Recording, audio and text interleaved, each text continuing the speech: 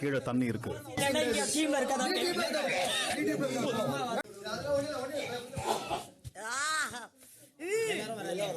Hi hello எல்லாருக்கும் வணக்கம் and welcome back to our channel. Bigg Boss வீட்டுக்குள்ளே இப்போ அத்தான் செத்தான் அப்படின்னு டாஸ்க்கு கொடுக்கப்பட்டிருக்கு.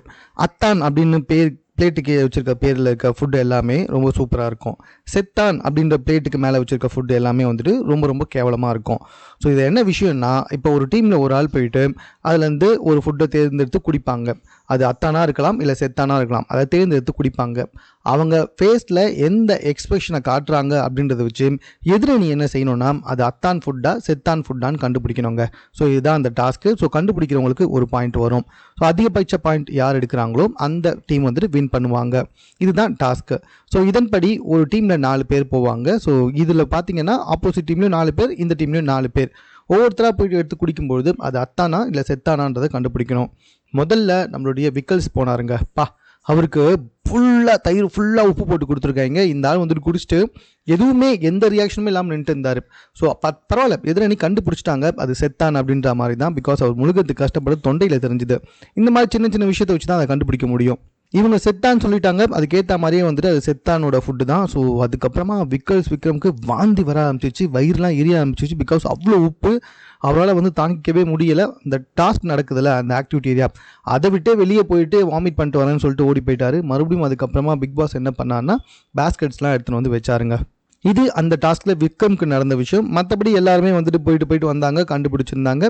இதில் என்னன்னு பார்த்தீங்கன்னா, கிட்டத்தட்ட 2 டீமுமே 4 பாயிண்ட் எடுத்திருந்தாங்க. கடைசியாக திவாகர் அவர்கள் போனார். திவாகர் வந்துட்டு கண்டுபிடிக்கணும், அவர் வச்சிருக்க சாப்பாடை வச்சு அவர் அத்தான் சாப்பாடு எடுத்து குடிச்சாரா இல்லைனா செத்தான் சாப்பாடு எடுத்து குடிச்சாரான்ட்டு. இந்த ஆள் போயிட்டு தமிழ்நாட்டின் நடுப்பு அரக்கன் பீத்திக்கின்னு உட்காந்துட்டு இருக்கானே. சாதாரணமாக எடுத்து அந்த டாஸ்க்கு அந்த ஒரு ஜூஸுங்க, அது ஆக்சுவலாக லெமன் ஜூஸ்ன்னு நினைக்கிறேன், அதை எடுத்து குடிச்சு ரொம்ப சர்வசாதாரணமாக ஜாலியாக நின்றுட்டு இருந்தார். ஈஸியாக கண்டுபிடிச்சிட்டாங்க அது வந்துட்டு அத்தான் ஃபுட்டு தான்ட்டு. ஏன்னா ஒரே 1% கூட அந்த ஆளோட ஃபேஸ் ரியாக்ஷன் மாறவே இல்லை. எடுத்து குடிச்சிட்டு ஜாலியாக சிரிச்சிருந்தார். அதாவது ஓகே ஃபைன், ஒரு சில விஷயங்களை எடுத்து குடிச்சிட்டு ஜாலியாக இருந்தால் அது வந்துட்டு அத்தான் ஃபுட்டுன்னு நினைப்பாங்க அப்படின்னு யோசிக்கலாம்ல. இவர்கிட்ட அந்த மாதிரி எந்த ஒரு எக்ஸ்பிரஷனுமே இல்லை. ஜாலியாக அதை எடுத்து குடிச்சிட்டு அப்படியே எதுவுமே இல்லாத மாதிரி நின்று இருந்தார். ரொம்ப சிம்பிளாகவே கண்டுபிடிச்சிட்டாங்க அது அத்தான் ஃபுட்டு தான்ட்டு. இதனால பிபி ஹவுஸ் வின் பண்ணாங்க. ஸோ லக்ஸரி ஹவுஸ் வந்து தோத்துட்டாங்க. பிபி ஹவுஸ்க்கு 1000 பாயிண்ட்டுகள் கொடுக்கப்பட்டிருக்கு. ஸோ அதன் பற்றி அவங்க வந்து அந்த லாக்கரில் போயிட்டு ஃபுட்டெல்லாம் கொண்டு வருவாங்க.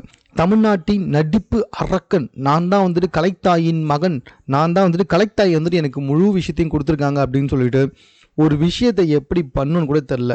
கிட்டத்தட்ட வந்துட்டு பிக் பாஸ் வீட்லேயும் சரி, லக்ஸரி பிக் பாஸ் வீட்லேயும் சரி, போனவங்க எல்லாம் டஃப் காம்படிஷன் கொடுத்தாங்க. அவங்க அத்தான் குடிச்சாங்களா இல்லை செத்தான் ஃபுட்டு கொடுத்தாங்களா கண்டே பிடிக்க முடியாத மாதிரி தான் இருந்துச்சு. ஸோ மாற்றி பேசி எல்லாமே டை பிரேக் ஆச்சு. கடைசியில் இந்த ஆள் போட்டு எந்த ஒரு ரியாக்ஷனும் கொடுக்கல, எந்த ஒரு எக்ஸ்பிரஷனுமே கொடுக்கல. எப்பவும் போல் வினோத் சொல்கிற மாதிரி இந்த சாணி உண்டா கூட அந்த ஆளுக்கு தின்றுவான்ற மாதிரி நாமளாக போயிட்டு எடுத்து தின்ட்டு அவர் பாட்டு சும்மாவே நின்றுட்டு இருந்தார். ஒன்று அது அத்தான் ஃபுட்டுன்னு ரொம்ப அழகாக எக்ஸ்பிரஸ் பண்ணியிருக்கணும், இல்லையா அது செத்தான் ஃபுட்டு அப்படின்ற மாதிரி வந்துட்டு ஒரு மாதிரி மாற்றி எக்ஸ்பிரஷன் கொடுத்து தான் இந்த டாஸ்கில் ஜெயிக்கவே முடியும். அதை விட்டுட்டு போயிட்டு ஏதோ வந்துட்டு எரும மாடு ஏதோ குடிச்சா மாதிரி குடிச்சிட்டு பண்ண அவங்க ரொம்ப ஈஸியாக கண்டுபிடிச்சிட்டாங்க. ஏன் பார்வதியே இதை வந்து திவாகர்கிட்ட சொன்னாங்க, அண்ணே ரொம்ப ஈஸியாக இருந்துச்சுண்ணே நீ பண்ணது அப்படின்னு சொல்லிட்டு.